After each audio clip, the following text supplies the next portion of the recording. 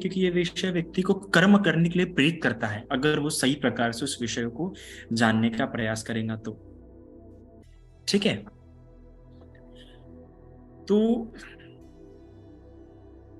तो आज के विषय का नाम है 32 महापुरुष लक्षण।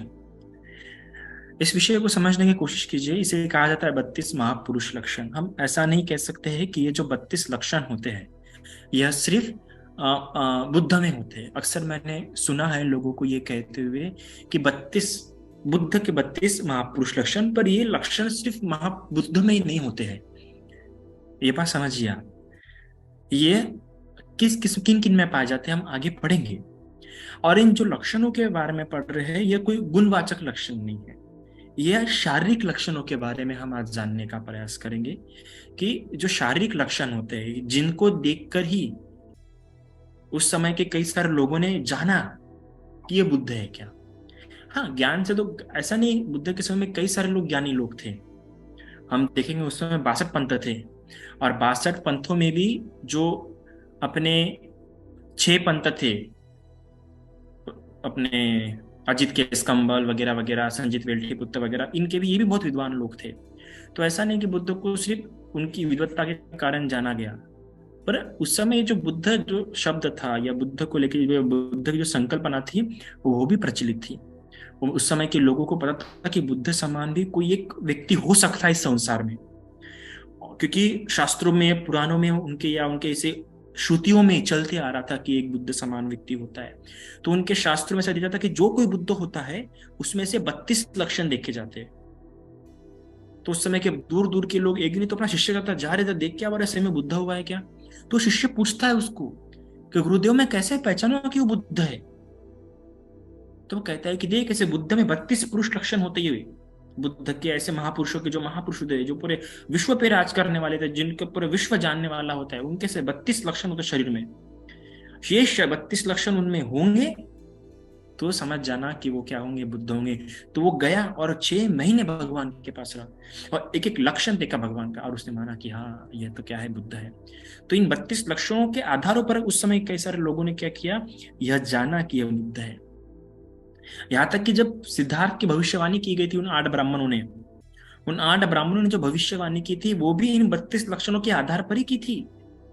ये 32 लक्षण में से कुछ लक्षण उनको दिखे थे, और ये दुर्लभ लक्षण देख के उन लोगों ने कहा था कि नहीं, ये क्या होगा, एक तो बुद्ध होगा, तो चक्रवर्ती सम्राट होगा। इसे इसे इसे इंग्लिश में कहा जाता है the marks of a enlightened man, ज्ञान प्राप्ति, बुद्धत्व, या ऐसे महापुरुषों के 32 चिन्ह। अभी 32 ये शब्द जो है बौद्ध साहित्य में बहुत बार देखने के लिए आता है। एक तो 32 महापुरुष लक्षण, फिर 32 अशुभ, 32 शरीर के गंदगियां, ऐसे वगैरह वगैरह। पर यहाँ पे हम पढ़ेंगे 32 महापुरुषों के लक्षण। ठीक है।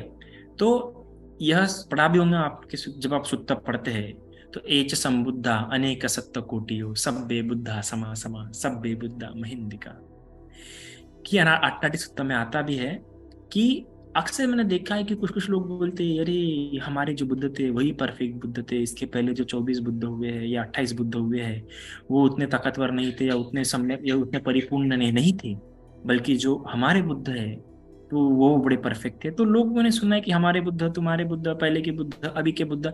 इस प्रकार से भेद नहीं करना चाहिए। हम कहते भी है ये च बुद्धा अतीता च ये च बुद्धा अनागता पच्चुपन्ना च ये बुद्धा आम वंदामि सभ्यता, कि हमारे लिए सभी बुद्ध समान होते हैं। वो बुद्ध है हमारे लिए, ये परिपूर्णता है। वो बुद्ध होगा, सिद्धार्थ गौतम से तो उतना मतलब ही नहीं है हमें। वो बुद्ध है हमारे लिए ही परिपूर्णता है। और इसमें ये नहीं होता कि ये बुद्ध ज्यादा ताकतवर, वो बुद्ध कम ताकतवर, ऐसा नहीं। सभी सभ्य बुद्धा समा समा सभ्य बुद्धा महिंदिका, सारे बुद्ध समान होते हैं। आप ऐसा नहीं कह सकते कि ये बुद्ध ज्यादा ताकतवर है, वो बुद्ध कम ताकतवर है, या ये बुद्ध ज्यादा ज्ञानी है, वो बुद्ध ज्यादा ज्ञानी है। ऐसा बिल्कुल नहीं है। जो भी कोई बुद्ध होने वाला होता है, सम्यक संबुद्ध, वो 4 आर्य सत्य को जानने पर ही, अनुभव के स्तरों पर जानने ही, प्रतीत्य समुत्पाद के जानने पर ही, प्रत्यक्ष समुत्पाद के बोध पर ही, और 30 पारमिता पूरे करने पर ही क्या होता है, बुद्ध होता है। सभी में समानता होती है। बस अंतर किन बातों में होता है बुद्ध के, कि किसी किसी बुद्ध की आयु ज्यादा होती है तो किसी किसी बुद्ध की आयु कम होती है। जैसे ये गौतम बुद्ध है, इनकी आयु 80 साल थी, तो किसी किसी बुद्ध की आयु 80 लाख कल्प होती है, तो 80 हजार साल होती है किसी किसी बुद्ध की आयु। तो किसी किसी बुद्ध के 10-10 हजार साल, 20-20 हजार साल ऐसा होता है। तो ये आयु में अंतर होता है। और दूसरी बात जो होता है, तो किसी किसी बुद्ध की एक आध स्पेशल उनके पुण्य कर्म में कारण ज्यादा अच्छी ये हो जाती है भिन्नता। जैसे कि एक बुद्ध, ऐसा कहा जाता है कि एक बुद्ध के समय में 6 महीने रात और 6 महीने दिन हुआ करता था। जैसे कि आज एंटार्क्टिका में आज भी 6 महीने दिन होता है और 6 महीने रात होता है। तो ऐसा कहा जाता है कि एक बुद्ध के समय में 6 महीने दिन था और 6 महीना रात रहा करती थी। तो उनका ऐसा कर्म था, उन्होंने एक कर्म किया था अपने पूर्व के जन्म में, वो वाले बुद्ध ने, कि उस कर्म के प्रताप से यब वो उनके आने से लगता था कि प्रकाश आता था, उनकी आभा इतनी थी कि उनकी आभा से लगता था कि वो आ गए, तो उससे लगता था सूरज उग गया है। यहाँ तक कि उनकी आभा के कारण फूल खिलते थे, जिस प्रकार कमल के सूरज की पहली किरण से या पंछी कैसे सूरज उगते बराबर घर से निकलते थे, तो उनके आने से वैसे पंछी लोग अपने घर से निकलते थे, सूरज फूल खिलते थे, कमल खिलते थे। तो उनका पुण्य कर्म का प्रताप था, क्योंकि उन्होंने एक जन्म में कि एक ऐसी अंधेरी गुफा थी, वहां पे भिक्षु लोग पढ़ने का प्रयास कर रहे थे, पर इतना अंधेरा होने के कारण भिक्षु पढ़ नहीं पा रहे थे। तो वो बुद्ध जब वो तो अवस्था में था, तो उसने अपने आप को पट्टी से लपेटा था, अपने ऊपर तेल वगैरह डाला था और अपने आप को जला दिया था, ताकि मेरे अग्नि से इनको रोशनी मिले और ये लोग पढ़ पाए ढंग से। तो उस पुण्य कर्म के प्रताप से वो वाले बुद्ध में ये विशेष गुण था कि वो सूरज समान उनकी आभा थी। बस इसी का अंतर होता है। बाकी सभी बुद्ध ज्ञान में समान होते हैं, सभी बुद्ध की ताकत भी क्या होती है, समान होती है। तो आपको ये बात समझनी होगी, सभ्य बुद्धा समा समा, सारे बुद्ध समान होते हैं, बस दिखने में अलग हो सकते हैं और उनकी उम्र में अंतर हो सकता है उनके जीवन में। ठीक है, अभी उपेत बुद्ध धम्मे ही 18 सैनायका 32 लख निपेता सीतानु व्यंजनादरा। ये नायक 18 प्रकार के बुद्ध धम्म से युक्त होते हैं। इसके अलावा इनमें 32 महापुरुष लक्षण होते हैं, और इसके अलावा शायद से आपको पता होगा या नहीं पता, लेकिन बुद्ध में ना सिर्फ 32 महापुरुष लक्षण होते हैं, इसके अलावा 80 अनुव्यंजन लक्षण भी होते हैं। 32 महापुरुष लक्षण, उनको महापुरुष लक्षण इसलिए बोलते हैं कि वो ऐसे बाहरी रूप से दिख जाते हैं, दूर से भी दिख जाते हैं कि 32 मतलब हाईलाइट हो जाते हैं, जल्दी से दिख के गिरते हैं 32 महापुरुष लक्षण। पर इसके अलावा ऐसे 80 अनु छोटे छोटे लक्षण भी होते हैं जो डायरेक्टली दिख के नहीं गिरते। तो ऐसे 32 वो महापुरुष लक्षण और 80 छोटे छोटे लक्षण, ऐसे कुल मिला के इतने लक्षण होते हैं बुद्ध में शारीरिक रूप से। अभी अभी यह जो लक्षण है, इसे समुद्र शास्त्र कहा जाता है।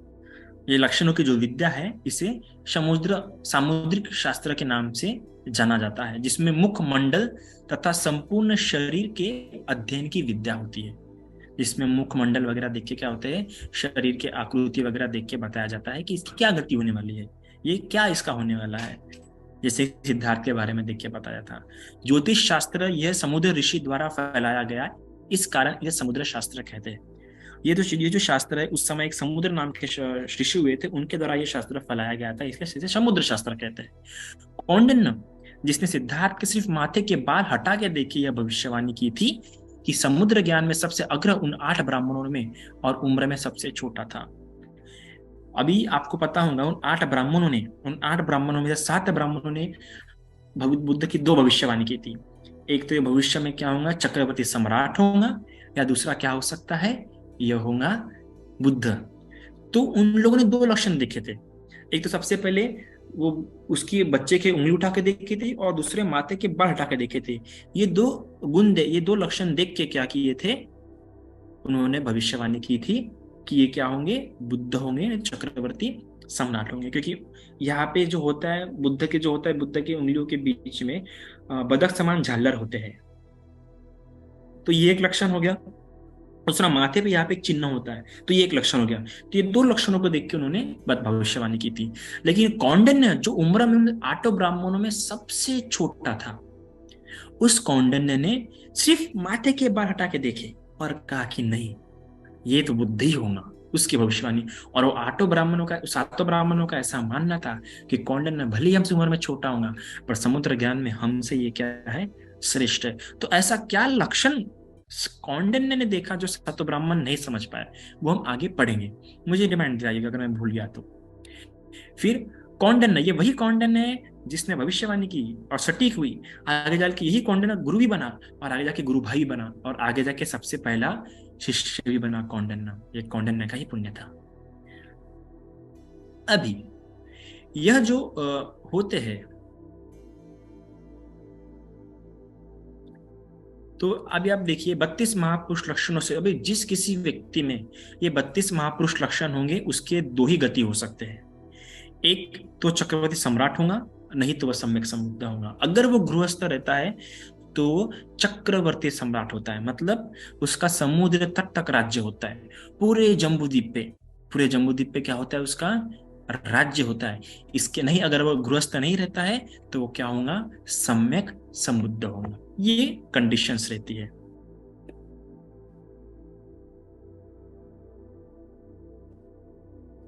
अभी चक्रवर्ती सम्राट जो है, अभी मैं चक्रवर्ती सम्राट के बारे में यहाँ पे नहीं बताऊंगा, ये सिर्फ थोड़ा सा बता रहा हूँ, इसके बारे में फिर किसी और दिन क्लास लूंगा। अभी चक्रवर्ती सम्राट को लेके अशोक सम्राट के बारे में बहुत कहा जाता है कि वो चक्रवर्ती सम्राट है। नहीं, वो चक्रवर्ती सम्राट नहीं था। आपको बता दूं मैं क्यों, क्योंकि चक्रवर्ती सम्राट के गुण होते हैं, धार्मिक धर्म आचरण से संपन्न चक्रवर्ती राजा होता है, और वे सभी जनपदों के सर्वोच्च राजपद पर स्थित प्राप्त करता है। चारों चतुर्थ तक समुद्र पृथ्वी तक विजेता एवं सातों रत्नों से युक्त होता है। तो जो कोई चक्रवर्ती राजा होने वाला होता है वो कैसा होता है, वो समुद्र तट तक राज्य करता है, और इसके अलावा उसके पास ये 7 रत्न होते हैं, चक्र रत्न, हस्ती रत्न, अश्वरत्न, मणिरत्न, स्त्री रत्न, गृहपति रत्न और परिनायक रत्न। ये 7 प्रकार के क्या होते हैं, उसके पास रत्न होते हैं, रथ होते हैं चक्रवर्ती राजा के पास। और चक्रवर्ती जो राजा होता है वो कभी भी तलवार की नोक पे नहीं जीतता राज्य को, ये बात ध्यान। तो चक्रवर्ती अशोक सम्राट चक्रवर्ती राजा नहीं था।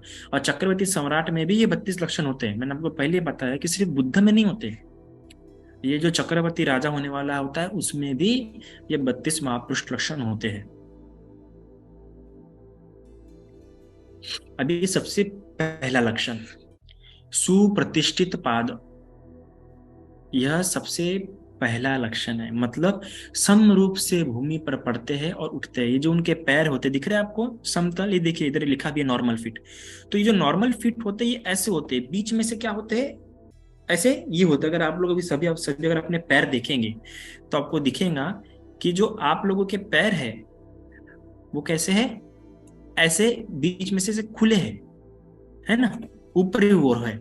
लेकिन जो बुद्ध होते हैं उनके पैर ऐसे पूरे सपाट होते हैं, देख रहे हैं आपको, ऐसे पूरे उनके पैर, पूरे की पूरा पूरा पैर उनका जमीन को टच करता है। तो ये क्या होता है, ये बुद्ध या चक्रवर्ती सम्राट का ये लक्षण होता है। अगर बुद्ध या चक्रवर्ती सम्राट होने वाला है तो ये होगा। ऐसे भी आज भी कई सारे लड़कों में या लड़कियों में देखने के लिए मिलते हैं ये पैर सपाट। सिर्फ एक लक्षण होने से या 1-2 लक्षण होने से कोई बुद्ध नहीं होता है, ठीक है। तो 1-2 लक्षण मिलते हैं। तो एक दो ये तो लक्षण कैसे आते हैं, ये उनके पूर्व जन्म के। ऐसा नहीं कि बुद्ध होने वाले हैं इसलिए देवता लोग उनको देते हैं लक्षण, बुद्ध होने वाले हैं तो उनको सुंदरता मिलती है, नहीं, ऐसा नहीं है।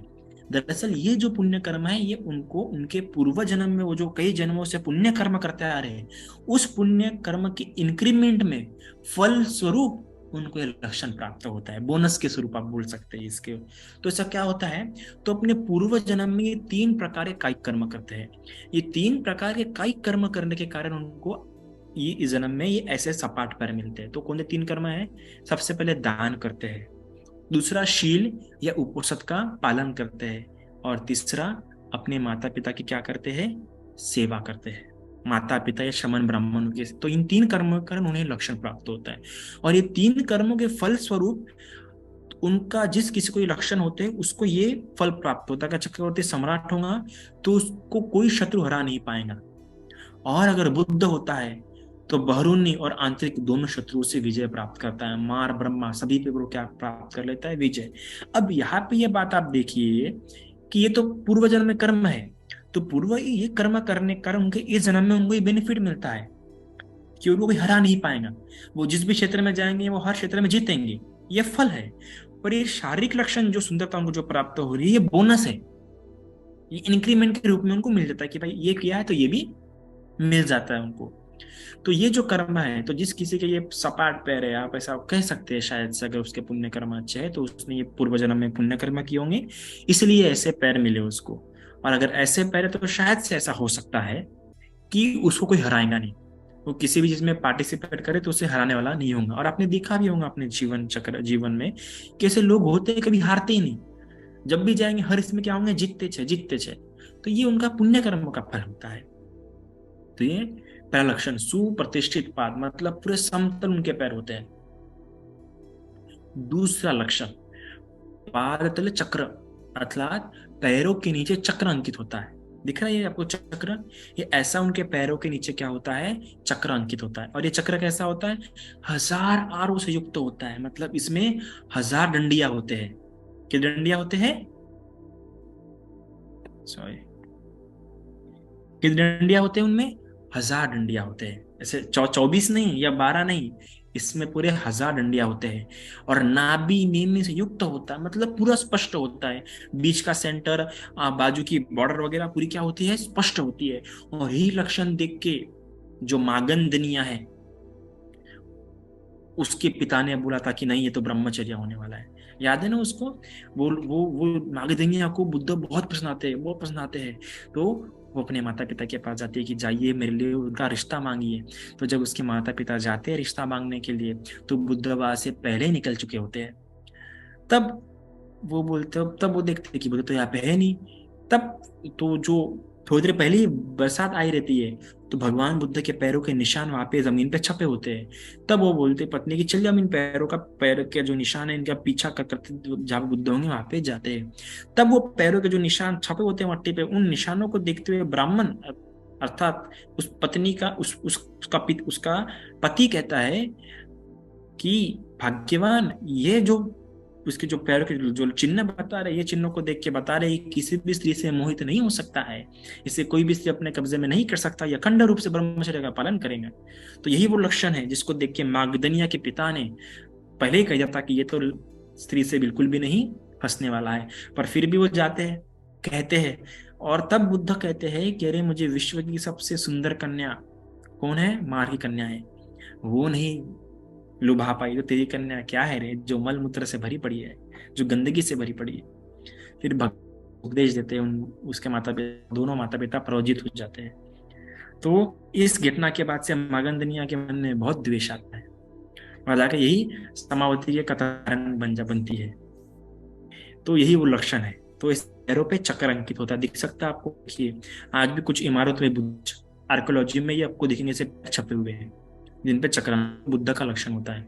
तो ये लक्षण उनको किस कर्म के कारण प्राप्त होता है, अपने पूर्व जन्म में जनता को भय उद्विग्न से दूर करते हैं, धार्मिक रक्षावरण का विधान करते हैं और सपरिवार विधि पूर्वक दान करते हैं। तो ये जो पुण्य कर्म है, ये पुण्य कर्म के कारण उनको ये लक्षण प्राप्त होता है। जैसे बाबा साहब ने हमें किया ना, बाबा साहब ने क्या किया, हमारा भय और उद्विग्न खत्म किया।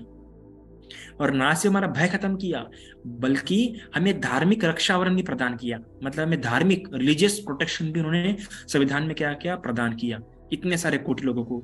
तो ऐसे ही काम हर बोधिसत्व करता है अपने पूर्व जन्म में, कि जनता को भय से दूर करता है। ना सिर्फ भय उनका हटा देता है, बल्कि उनको ऐसा लॉ, ऐसा कानून भी, ऐसा रक्षण भी दे देता है जिससे उनकी धार्मिक रक्षा हो। तो ये किए। और सब परिवार, परिवार के साथ क्या होता है, विधि पूर्वक दान करता है। होते हैं ना कुछ लोग, देखिए कहीं भी जाएंगे तो पूरे परिवार के साथ दान करेंगे, पूरा परिवार मिलकर दान करेगा। तो ये 3 प्रकार के अपने पूर्व जन्म के पुण्य कर्म के कारण उनको लक्षण प्राप्त होता है। और यह जो लक्षण होता है, इस लक्षण के प्रभाव से उनका विशाल परिवार होता है। अगर चक्रवर्ती सम्राट होगा तो विशाल परिवार होगा, गृहपति, मंत्री, कोषाध्यक्ष, सेनापति वगैरह वगैरह, ऐसे उनके सभी इसमें उनके अपने परिवार के लोग होंगे। अगर बुद्ध होता है तो महान परिवार होगा, जैसे महान भिक्खु संघ, भिक्खुनी संघ, उपासक, देवनाथ वगैरह, ऐसा महान परिवार। आप भी देखो आजकल कैसे बहुत आज के होते ऐसे कि इनका बहुत बड़ा परिवार होता है, सब लोग मिलकर रहते। मैं जब नागपुर में था तो ऐसे कुछ मैंने परिवार देखे, तो उनका बहुत बड़ा परिवार है और पूरा का पूरा परिवार कुशल अच्छे से रहता है ना। तो ये ऐसा, ये जो जिनका बड़ा परिवार था, आप देखो कुछ कुछ लोग होते हैं जिनके माँ बाप बचपन में मर जाते हैं, जिनका पूरा परिवार। मैं जब नागपुर में था तो नागपुर में होते हुए एक अनाथ आश्रम में हम आए दिन वहाँ पे किताबें, नए किताबें या बच्चों को कपड़े वगैरह डोनेट करते थे। वहाँ पे आए दिन हम जो कुछ ना कुछ जगह देते थे। तो वहाँ पे एक बच्चा था, एक लड़का था, उसका एक छोटा भाई बहन थी। तो उस दिन उस घर में पार्टी थी, है ना, बर्थडे की। तो ये तीनों थे गार्डन में, और पूरा का पूरा आया था घर में। तो जब ये तीनों गार्डन में गए तो उसे घर में हो गया, सिलेंडर फट गया, और पूरा का पूरा परिवार, पूरा का पूरा खानदान उसमें मर गया, और इसे 3 लोग बचे। और तीनों में भी 2 भाई अलग अलग अलग आश्रम में, और एक बहन अलग अनाथ आश्रम में। तो देखिए, तो अगर पुण्य कर्म नहीं हो तो परिवार की भी संपत्ति प्राप्त नहीं होती। पारिवारिक संपत्ति प्राप्त करने के लिए भी पुण्य कर्म चाहिए। तो इसके पास परिवार है, अच्छा परिवार है, उसने अपने आप को सौभाग्यशाली मानना चाहिए कि आपको इतना अच्छा परिवार प्राप्त हुआ है ना। क्योंकि ये भी पुण्य कर्मों से प्राप्त होता है परिवार भी। तो उस परिवार का भी अपने सम्मान करना चाहिए, और उसमें विचरण करना चाहिए, कि कुछ कुछ लोग के पास तो परिवार भी नहीं होता है। तो ये एक पुण्य कर्म है, दूसरा लक्षण। तीसरा, आयत पाशिंगता और दीर्घ अंगुल और एक आहार गात्र। तो ये जो लक्षण होता है, उनकी जो उंगलियां होते हैं वो काफी लंबे होते हैं।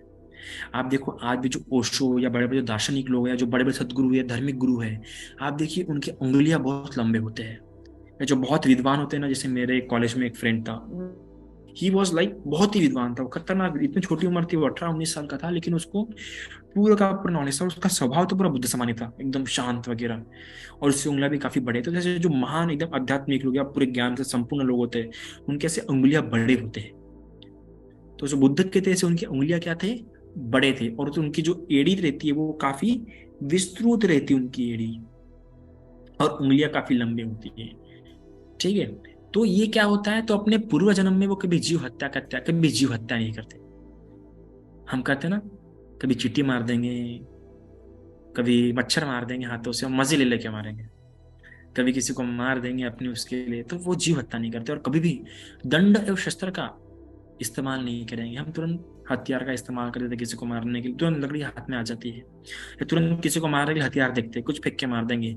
लेकिन वो अपने दंड शस्त्र का हमेशा के लिए परित्याग कर देते। सोचिए आप मेरा संकल्प लीजिए ऐसा, कि मैं भी जन्म में या अपने जन्मों में कभी भी दंड का इस्तेमाल नहीं करूंगा। और महिलाएं तो बेलन हाथ में रहता चाहिए उनके, है ना। इसके अलावा लज्जा एवं दया, और हमेशा क्या करते हैं, लज्जा और दया के साथ अपना क्या करते हैं, व्यवहार रखते हैं।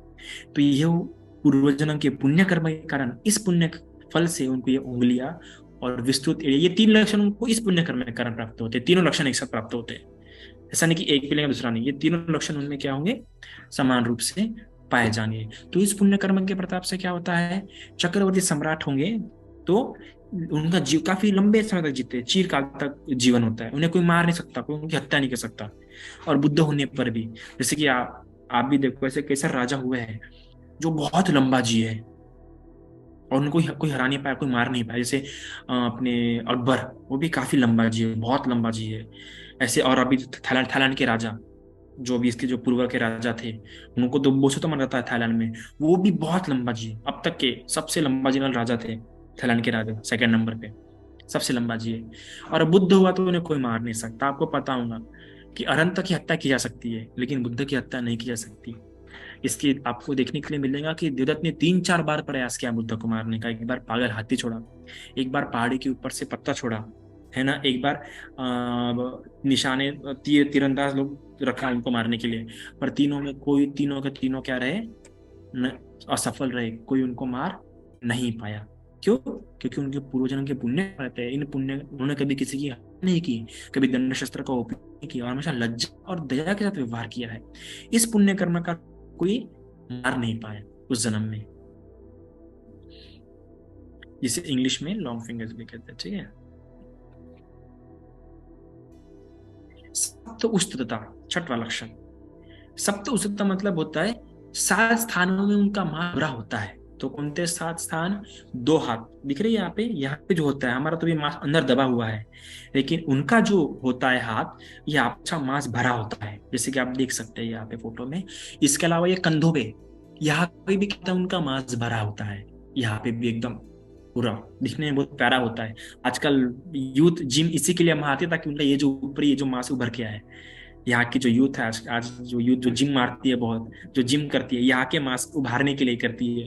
पर जो बुद्ध का होता है, उनके लक्षणों में होता है कि ये मांस क्या होता है, उनका उभरा होता है। यहाँ का दो मांस, यहाँ का दो मांस, पैरों के नीचे में होता है, ये जो गैप होता है यहाँ पे, उसमें भी मांस भरा होता है, ऐसे दो दो चार पाँच छः। और सातवां मांस जो उनका भरा होता है वो ग्रीवा में, अर्थात जीभ में भी क्या होता है, अच्छा उनका मांस भरा होता है। ये सात जन्मों पे उनका, सात जगह पे उनका मांस भरा होता है। भरा होता है तो क्यों होता है? तो अपने पूर्व जन्म में नानाविध सुंदर स्वादिष्ट खाद्य भोजन दान, मतलब जब भी भोजन दान करेंगे, किसी को भी कुछ खिलाएंगे तो स्वादिष्ट बनाएंगे। वरना कुछ लोग होते हैं ना, बनाना काईपन बना ले कुछ भी, क्या इतना देखना वगैरह। पर वो ऐसा नहीं है, कभी भी कुछ भी देंगे, किसी को भी कुछ भी खिलाएंगे तो ऐसे बनाएंगे स्वादिष्ट ही बने। और और अच्छे पकवान युक्त बनाते हैं, बहुत कुछ बनाएंगे। कुछ लोग होते हैं जिनको ऐसा इच्छा होती है अच्छा बना बना के पका पका के खिलाने की। तो ये जो उनके पूर्व जन्म के पुण्य कर्म का फल होता है, इस पुण्य कर्म के प्रताप से उनके इस जन्म में सात जगहों पे मांस भरा होता है। और और और अगर, और इस पुण्य कर्म के प्रताप से और इस पुण्य के प्रताप से उनको हमेशा क्या होता है, स्वादिष्ट भोजन प्राप्त होता है हमेशा। आप देखिए कुछ लोगों को हमेशा क्या होता है, कहीं भी जाएंगे, ये कुछ लोगों का पुण्य तो इतना खतरनाक होता है कि वो जब भी पहुंचेगा तो सामने वाला खाने का समय शुरू होता है, या कि सामने वाले ने कुछ खाने का सामान लाया स्वादिष्ट, तभी ये प्रकट हो जाता है, उसको प्राप्त होता है। तो ये उनका पुण्य कर्म का प्रताप होता है कि उनको हमेशा क्या होता है, स्वादिष्ट भोजन प्राप्त होता है। तो क्यों? अपने पूर्व जन्म में उन्होंने लोगों को, दूसरों को स्वादिष्ट भोजन दान खिलाया होता है। इसके अलावा ये होता है कर चरण मृदु जालता और जाल हस्तपाद, अर्थात जो उनके हाथ पैर होते हैं काफी कोमल होते हैं और काफी सॉफ्ट होते हैं। और इसके अलावा उनकी उंगलियों के बीच में जो होता है जाले, से बतख को दिख रहा है कैसे जाले होते हैं, दिख रहा? वैसे उनकी उंगलियों के बीच में भी क्या होते हैं, ऐसे जाले होते हैं। हमको भी है, अगर आप देखोगे तो है, बस हमारे अंदर में दबे हुए, और उनके तो ऐसे बाहर होते से जाले, जैसे बतख को वगैरह होते हैं ना जाले, वैसे उनको होते हैं। तो क्यों उनको ये पुण्य कर्म होता है? तो ये पूर्व जन्म में वो दान देते हैं, हमेशा प्रिय वचन बोलेंगे, अर्थचर्या, जो चर्या अर्थयुक्त होती है। और हमें व्यवहार क्या करेंगे, समानता का व्यवहार रहेगा उनका। हमारा भी वैसे समानता का व्यवहार होना चाहिए। हम कभी कभार क्या होते हैं, किसी को नीचा आते हैं, किसी किसी अरे इसको ज्यादा कुछ आता नहीं है, यानी मन में सी भावना आ जाती है, ये कैसा रहता है, अरे गरीब है, अरे उस इलाके का है, ऐसा विचार नहीं करते। सभी को लेके समानता का उनका क्या होता है, व्यवहार होता है। तो इस पुण्य कर्म के प्रताप से उन्हें लक्षण प्राप्त होता है, और इस लक्षण के प्रताप से उनका जीवन क्या होता है, दीर्घ काल तक लंबा जीवन प्राप्त होता है। अगर ये लक्षण किसी में होगा तो अवश्य उनका उसका जीवन क्या होगा, लंबा होगा। इसके अलावा ये जो एक लक्षण है उत्सक पाद और उद्वग्रता, ये दो लक्षण एक साथ प्राप्त होते हैं। इसमें क्या होता है, उनके जो पांव के टखने होते हैं वो ऊपर की ओर स्थित होते हैं, ठीक है। और जो उनके बाल होते हैं ना, वो ऐसे घुंघरालू होते हैं, ठीक है। बुद्ध के बाल घुंघरालू होते हैं, कुंडली और बाएं से दाहिनी ओर कुंडली के सिर होते हैं, यानी बाएं से दाएं की ओर ऐसे घूमे उनके ऐसे गोल बाल होते हैं, और ऐसे खड़े बाल होते हैं। याद रखिएगा, जो बुद्ध के बाल उगते हैं ना वो खड़े उगते हैं, और इसीलिए खड़े उगने के कारण, ग्रेविटी के कारण उनके बाल क्या हो जाते हैं, घुंघरालू हो जाते हैं। इसलिए जब बुद्ध ने अपने बाल काटे थे तलवार से, तो ऐसा कहा जाता है कि बुद्ध के बाल काटने के बाद, तलवार से उन्होंने बाल काटे तो उनके बाल वो खड़े उगते थे, इसलिए ग्रेविटी के कारण वो ऐसे मोल्ड हो गए, और वो हमेशा ऐसे ही फिर चिपके रहे, और फिर वो कभी बाल बढ़े नहीं। अगर आपको पता होगा, अगर इस पृथ्वी पे जो भी फल उगता है, कोई भी फल देखिए, मोस्ट ऑफ फल क्या है, गोल है। क्यों? ग्रेविटी के कारण, गुरुत्वाकर्षण के कारण। तो उसी प्रकार उनके जो बाल है वो खड़े उगते हैं, पर खड़े उगने के कारण, ग्रेविटी के कारण उनके बाल क्या होते हैं, घुंघरालू हो जाते हैं, और वो बाएं से दाहिने की ओर घुंघरालू हो जाते हैं। अब कुछ कुछ लोगों ने ये सवाल मुझे पूछा था व्हाट्सएप वगैरह पे, कि आजकल इंस्टा वगैरह पे बहुत आ रहा है कि जो बुद्ध के सर पे वो जो गोल गोल दिखाते हैं, वो इसलिए दिखाते हैं कि जो स्नेल्स है, स्नेल्स वो बहुत धूप में ध्यान करते थे तो उनको हेड स्ट्रोक ना हो, इसलिए 101 ये 108 स्नेल ने अपने प्राण दिए उनके सर के ऊपर ताकि उनको हेड स्ट्रोक ना हो, ऐसा बिल्कुल भी नहीं हो सकता। बुद्ध अपने बुद्धत्व के लिए कभी किसी के प्राण का त्याग नहीं ले सकते। दरअसल जब उन्होंने अपनी तलवार से बाल काटे थे तो गुरुत्वाकर्षण ने कारण उनके बाल अपने आप ऐसे गोल गोल हो गए थे और चिपक गए थे, इसलिए उनके बाल गोल गोल दिखाते हैं। तो ये एक है। तो ये किस पुण्य कर्म में कारण होता है? अर्थयुक्त तथा धर्मयुक्त बातों का उपदेश तथा निर्देश करते हैं, प्राणियों की हितार्थ एवं सुखार्थ धर्म यज्ञ करते हैं। अर्थात कि वो जब भी बोलेंगे फालतू की बकवास नहीं करेंगे। कुछ कुछ लोग होते हैं ना, चुगली करेंगे, फालतू की बकवास, इतर पिसकी मतलब वगैरह करते हैं। पर बुद्ध जब भी कुछ बोलेंगे तो ऐसी बातें करेंगे जिससे सामने वाले का मंगल हो, कल्याण हो, उसका भला हो। ऐसी बुद्ध क्या करते हैं? बातें करते हैं। तो यह कर्म, ये क्रिया करने पूर्व जन्म में यह कर्म करने के कारण ही उनको ये लक्षण प्राप्त होते हैं। और इस लक्षण के प्रताप से वो काम भोगी लोगों की, अगर चक्रवर्ती सम्राट हुआ है तो काम भोगी लोगों की गणना में सबसे अग्र, श्रेष्ठ, प्रमुख एवं उत्तम माना जाएगा। अगर वो ये हुआ है चक्रवर्ती सम्राट, तो क्या होगा? उसको सभी कुछ प्राप्त होगा। जैसे आज देखिए आप, अंबानी वगैरह वगैरह, उनको बहुत मतलब धन में सबसे ज्यादा धनवान, सब में हर चीज सबसे अग्र होते हैं, भोग विलास चीजों में सबसे क्या होते हैं? श्रेष्ठ होते हैं। तो ये लक्षण है कर्म के प्रताप से। और अगर बुद्ध होता है तो सभी प्राणियों में अग्र माने जाते हैं। तो जो उनको सभी हम बोलते हैं ना कभी कभार, अरे वो देखो कितना मस्त धनवान जी रहा है यार, सब कुछ प्राप्त होता है, कुछ पुण्य नहीं कर रहा, इतना पाप नहीं कर रहा। अरे भले ही इस जन्म में पापी होगा, पर पूर्व जन्म के पुण्य कर्म में करने से सब प्राप्त हो रहा है। तो जबकि उसके लक्षण है, उसके लक्षणों का हिस्सा, इसलिए जीवन भर उसे प्राप्त होगा। उतने पाप ना कर ले जन्म में, पर उसको जो पूरे जन्म में जो पुण्य कर्म लेके आए, उस तब तक ये क्या प्राप्त होते ही रहेगा। फिर इसके अलावा इन्हीं जान, जो उनकी जान होती है वो क्या होती है? हिरण के समान होती है ना। तो ये क्यों होती है उनकी इतनी सुंदर जान? तो इसलिए होती है कि शिल्प विद्या आश्रम तथा कर्म सत्कार पूर्वक सिखाते हैं। तो इसी तरह सीखते हैं कि सिखाने वाला शीघ्र सीख जाता है। मतलब जब भी किसी को सिखाएंगे तो उत्साह के साथ सिखाएंगे, सत्कार पूर्वक गौरव के साथ सिखाएंगे। मतलब समझिए हमारे पास कुछ सीखने के लिए आ रहा है, तो हम क्या बोलते हैं मन में? अरे यार अभी दिमाग खाएंगे, अरे यार अभी इसको सिखाना पड़ेगा, अरे यार, ऐसा मन करता है। मतलब तुरंत मन में यह भाव उत्पन्न हो जाता है। लेकिन वो जब बुद्ध, जब बोधिसत्व की अवस्था में होते हैं, तब उनके मन में ये विचार नहीं आता है। वो तो बोलते हैं अरे यार आओ आओ आओ, चलो क्या प्रॉब्लम है, और सत्कार पूर्वक सिखाता है। मतलब कुछ सौभाग्यशाली मानता है कि अरे मेरे को सिखाने का अवसर मिला है इस पुण्य कर्म के प्रताप से। और ऐसे सिखाएंगे, इतने सरल स्वरूप में सिखाएंगे कि इंसान आसानी से आसान रूप में सीख जाएगा। जैसे आजकल खान सर जो हिस्ट्री सिखाते हैं, फिजिक्स में एक सर हुए थे, वो ऐसे जो वो लोग सिखाते इस तरीके से कि इंसान आसान सीख जाएगा। तो इस पुण्य कर्म के प्रताप से उनको इन निजाम प्राप्त होती है। और इस कर्म के प्रताप से, इस लक्षण के प्रताप से अगर वो राजा होते हैं, चक्रवर्ती सम्राट होते हैं, तो क्या होगा? राजा योग्य, जो राजा को जो जो वस्तु मिलनी चाहिए वो सब उन्हें अपना प्राप्त हो जाते हैं, है ना। कुछ लोग कैसे कि राजा होने पर भी उनका धन नहीं होता उनके राज्य में, या फिर एकदम गिरती अवस्था में राजा बनते, जैसे कि औरंगजेब हमेशा गिरती अवस्था में राजा बना था। लेकिन अगर ये जो जिसमें ये लक्षण होता है, अगर वो राजा बनता है तो उसको राजा योग्य चीज सब कुछ प्राप्त होता है, बड़ा साम्राज्य, अच्छा महल वगैरह सब कुछ। और अगर बुद्ध हुआ तो बुद्ध होने योग्य वस्तुएं, जो जो चिवर वगैरह होता है, जो पात्र वगैरह होता है वो प्राप्त होता है। जैसे कि हम देखेंगे भगवान का 4 या 5 बार पात्र चेंज हुआ है। एक बार सोने का पात्र मिला था, सॉरी एक बार इंद्र ने प्राप्त पात्र दिया था, ऐसे है ना। एक बार उनको अपने मृत्यु के समय उनको में एकदम चमकीला चिवर प्राप्त हुआ था। तो जो बुद्ध योग या भिक्षु योग, शमन योग जो वस्तु ने वो प्राप्त होती है इस दर्शन के प्रताप से। बस उनको बस सोचना पड़ता क्या चाहिए और उन्हें मिलता है। होता है ना कभी कभार, देखिए कुछ लोग होते हैं कि उनको बस लगता है कि यार काश मेरे पास ये होता, तो कुछ दिनों के अंदर उनको मिल भी जाता है। तो ये उनके पुण्य कर्म का प्रताप है पूर्व जन्म के।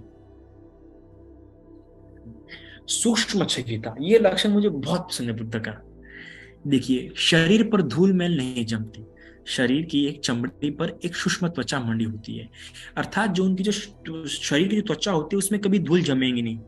जैसे हम पे कैसे धूल जम जाते है, हमें बहुत नहाना पड़ता है, घस घस के नहाना पड़ता है, हमारी स्किन काली हो जाती है वगैरह वगैरह, है ना, मट्टी जम जाती है। अगर आप टिश्यू लोगे तो ऐसा आप निकाल दिखेगा कितनी आपके इसमें मट्टी धूल वगैरह जमी है। पर बुद्ध की त्वचा के ऊपर एक ऐसी एकदम सूक्ष्म त्वचा ऐसी मंडी होती है, इतनी होती है, ऐसी ऐसी मंडी होती है कि उस पर धूल टिक ही नहीं पाती है, तुरंत ऐसे क्या हो जाती है? हट जाती है धूल। तो ये उनका एक लक्षण। तो क्यों? तो अपने पूर्व जन्म में बोधिसत्व होते हुए क्या कर रहे थे, वो जब भी किसी किसी भी अच्छे सत्पुरुष से या बड़े इंसान से हमेशा पूछते थे कि मेरे लिए क्या कुशल है, मैंने क्या करना चाहिए, मैंने क्या नहीं करना चाहिए बनते भगवान, मैंने किया कि कौन सा काम गलत है, कौन सा काम नहीं करना चाहिए, कौन सा काम करना चाहिए, क्या स्वीकार करना चाहिए, क्या स्वीकार नहीं करना चाहिए, क्या देना चाहिए, क्या नहीं देना चाहिए। ऐसे पूछ पूछ के हमेशा कोई भी काम करेंगे। कौन व्यक्ति पूछता है? जो अपने जीवन में गलती नहीं करना चाहता, जो जो जो हर एक कार्य क्या करना चाहता है, अच्छे से करना चाहता है, वो हमेशा ये सवाल पहले पूछेगा कि क्या कुशल है, क्या कुशल है, मैंने क्या करना चाहिए, क्या नहीं करना चाहिए, क्या देना चाहिए, क्या नहीं देना चाहिए, क्या निर्दोष है, क्या सदोष है, क्या सेवनीय है, क्या असेवनीय है। हमेशा से पूछा था। हर विद्वान इधर से पूछेगा, क्योंकि हर एक का अपना अपना व्यू पॉइंट होता है ना, दृष्टिकोण होता है। और इसी पुण्य ऐसा कोई भी काम करने के पहले ये पूछेगा, इसलिए उसका हर एक काम अच्छा हुआ था, अच्छा हुआ करता है। तो जो भी पूछे काम करते लोग, उनका काम हमेशा अच्छा होता है, उनको हानि नहीं देखनी पड़ती है। और इस पुण्य के प्रताप से, इस लक्षण के प्रताप से उन्हें लक्षण प्राप्त होता है। और अगर यदि वो राजा होता है तो क्या होगा? वो महाप्रज्ञावान होगा, विद्वान राजा होगा। जैसे राजा मिलिंद कितना विद्वान था, है ना? तो ये सब बहुत विद्वान होते हैं राजा होने पर भी। इसके अलावा अगर बुद्ध हुए तो महाप्रज्ञा, अति प्रज्ञा। हम तो जानते हैं बुद्ध की प्रज्ञा कितनी सुंदर, कितनी तीक्ष्ण थी उनकी प्रज्ञा।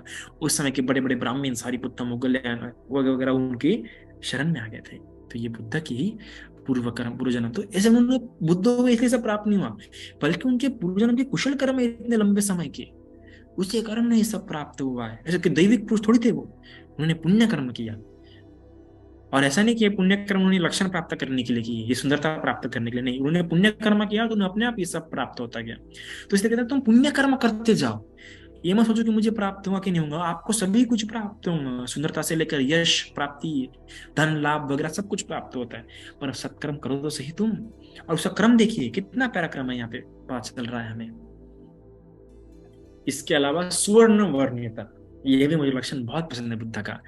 इसमें क्या होती है, जो बुद्ध की त्वचा होती है वो गोल्डन, कंचन वर्ण, क्या सुवर्ण वर्ण मतलब जो सोने रंग की, सोनेरे रंग की, सोने रंग के समान उनकी क्या होती है, त्वचा होती है। यहाँ पे अभी मुझे पता नहीं कौन से गोल्डन होता है, तो मैंने यहाँ पे शेड्स डाले हैं नीचे में, आप देख सकते हैं। इनमें से कुछ शेड होता है गोल्डन उनका। आप देखिए, मैंने देखे अपने जीवन में कुछ कुछ बच्चों के जो बॉडी, या कुछ लोगों के बॉडी के बाल जो होते हैं, बॉडी के ऊपर के बाल, वो होते हैं गोल्डन। तो ये पुण्य कर्मों का फल ही होता है। तो क्या होता है, अपने पूर्व जन्म में वो कभी भी क्रोध क्रोध के साथ व्यवहार नहीं करेंगे, तुरंत गुस्सा नहीं हो जाएंगे। किसी को गुस्सा होता है, हैं, तो उनको ये समझ में नहीं आता क्या तुमने कितना गलत काम किया, ऐसा गुस्सा होकर बताएंगे किसको भी कुछ, या गुस्सा होकर व्यवहार करेंगे। पर बुद्ध कभी भी ऐसा व्यवहार नहीं करते, किसी को भी दुख पहुंचाने के लिए प्रयास नहीं करते। कुछ कुछ लोग होते हैं कि दूसरों को दुख पहुंचाने का प्रयास करते, षड्यंत्र करते हैं, चापलूसी करेंगे, दुख पहुंचाएंगे, जालसाजी करेंगे, दूसरों को दुख देने का पूरा पूरा प्रयास करते, मन में द्वेष कभी पैदा नहीं करते अपने पूर्वजन में, है ना? और बहुत उद्वेग दिलाने पर भी किसी को कभी किसी पे, मतलब कोई बहुत चिढ़ा रहा है तो भी क्या होते हैं, वो उस पर क्रोधित नहीं होते हैं। इसके अलावा सेमर पीट करते हैं, न किसी को भला बुरा बोलते हैं। और समय समय पे क्या होता है, अच्छे सिल्क वाले कपड़े, मुलायम कपड़े, स्वेटर वगैरह, ब्लैंकेट वगैरह दान करते हैं। तो ऐसे पुण्य कर्म के प्रताप से ही उनको ये त्वचा गोल्डन कलर की प्राप्त होती है। और इस पुण्य और इस लक्षण के प्रताप से उनको क्या होता है, इस जन्म में अगर ये किसी के पास लक्षण है तो उसको प्रचुर मात्रा में बहुत कपड़े प्राप्त होते हैं। देखो किसी किसी के घर में बहुत ऐसे कपड़े, कोई कोई गरीब होने पर भी उसके पास बहुत सारे कपड़े होते हैं। तो यही उनके पुण्य कर्मों का प्रताप है। और बुद्ध हुए तो जो सुंदर वस्तु का जो दान है, जैसे सूर्य प्रत्येक जीवनदायी वस्तु वर्षा, और जो भी उनको बुद्ध हुए या भिक्षु हुए तो जो भी उन्हें आवश्यक वस्तुएं होते हैं वो उन्हें प्राप्त होते हैं। जैसे किसी किसी के भिक्षु के पास बहुत सारे चीज उससे प्राप्त होते हैं, तो किसी किसी भिक्षु को कुछ भी प्राप्त नहीं होते। एक किसी कहानी मिलती है अट्ठकथा में कि दो भिक्षु थे, जब दोनों की मृत्यु हुई तो दोनों देवलोक में पैदा हुए, क्योंकि दोनों साधना करते, शिलु का पालन करते थे। शिलु का अच्छे से पालन किया, साधना किया, तो दोनों देवलोक में पैदा हुए। पर एक भिक्षु जब वहां पे उत्पन्न हुआ देवलोक में, तो वो पूरा नग्न हुआ, उस कपड़े ही प्राप्त नहीं हुए। और दूसरा भिक्षु जो देव के रूप में हुआ, उसको सब कुछ प्राप्त हुआ। तो उससे पूछा गया क्यों ऐसा हुआ, तो मैंने अपने पूर्व जन्म में भिक्षु होते हुए कभी कुछ दान नहीं किया, वस्त्र वगैरह। इसे कि कर्म के पाप कर्म के प्रताप से मैं यहाँ पे क्या हुआ, देवलोक में हुआ मेरे शीलों के प्रताप से, क्योंकि शील ने सुगति यंती, शील सुगति प्राप्त होती है, पर दान कुछ नहीं किया, पुण्य कुछ नहीं किया, वस्त्र का दान नहीं किया, तो उस कर्म के प्रताप से मुझे भी कुछ वस्त्र प्राप्त नहीं हुए। पर दूसरे भिक्षु ने बहुत दान करा था, किसी को चीवर दे देगा अपना, कुछ अच्छा का दे देगा, चीवर दान करेगा, वस्त्र दान करेगा, ब्लैंकेट दान करेगा, स्वेटर दान करेगा, टोपी दान करेगा, सॉक्स दान करेगा, तो उस कर्म के प्रताप से वो अच्छा देव के रूप में योनि हुआ। ठीक है, तो ये वो पुण्य कर्म है। कोश वहित दुष्टता। अभी यहाँ पे एक प्रश्न जो है, ये वो लक्षण है जिसके कारण कोई स्त्री बुद्ध नहीं हो सकती। किसी स्त्री को, मैं ये नहीं कह रहा कि स्त्री बुद्ध हो ही नहीं सकती, स्त्री अरंत हो सकती है, श्रावक बुद्ध हो सकती है, पर सम्यक संबुद्ध नहीं हो सकती। हाँ, अगर उसे सम्यक संबुद्ध होना है तो उसे अगला जन्म क्या करना पड़ेगा, पुरुष का लेना पड़ेगा, तब वो से। तो क्यों, ये वाला लक्षण है कारण। ये जो लक्षण है ये अंडक कोश को लेकर लक्षण है। जो पुरुष को जो अंडक कोश होता है ना, वो अंडक कोश जो होता है केश से आच्छादित होता है, तो ये लक्षण सिर्फ पुरुष में होता है, इसलिए बुद्ध पुरुषवाचक शब्द होने कारण ये वो लक्षण है। तो पुरुष पुरुष इंद्रिया त्वचा कोश में गुफित रहती है इस कारण की वजह से। तो ये क्या होता है, बहुत समय दूर गए परिवार को मिलाते हैं, भाई भाई को मिलाते हैं, भाई बहन को मिलाते हैं, माँ बेटी को मिलाते हैं। तो ये जो है ना मिलाने का जो काम करते हैं, माँ बेटी को, माँ बाप को, है ना। जैसे किसी की शादी हुई है, वो लगता है कि भाई माँ बाप में बनती नहीं है, माँ बेटे में बनते, तो मिलाने की काम करता है। तो मिलाने कर्म के प्रताप से उन्हें कर्म लक्षण प्राप्त होता है, और इस पुण्य के प्रताप से वो बहुत पुत्र वाले होते हैं, उन्हें बहुत बच्चे प्राप्त होते हैं, बहुत बच्चे संतानें प्राप्त होती है। और अगर बुद्ध होंगे तो शिष्य उन्हें बहुत प्राप्त होते हैं। तो ये वो पुण्य कर्म है ना। तो देखिए, क्योंकि किसी के बच्चे नहीं होते हैं, तो किसी किसी को बहुत बच्चे होते हैं, पुत्र की कमी नहीं, बेटी की कमी नहीं, बेटी है तो बेटी मिलती है, पुत्र है तो पुत्र मिलता है। तो ये उन्होंने अपने पूर्वजन्म में लोगों को मिलाने का काम किया, इसलिए आप भी मिलाने का काम कीजिए लोगों को। फिर 15 और 16, तो यह जो लक्षण है, न्याय ग्रोथ परिमंडलता और अनुमज्जानु पार मार्जनता, अर्थात कि न्यायग्रुद्ध वृक्ष की तरह जितना लंबाई में बढ़ता है उतना ही चौड़ाई में, जैसे न्यायग्रुद्ध वृक्ष होता है ना, जितना लंबाई में बढ़ता है उतना ही क्या बढ़ता है, चौड़ाई में बढ़ता है।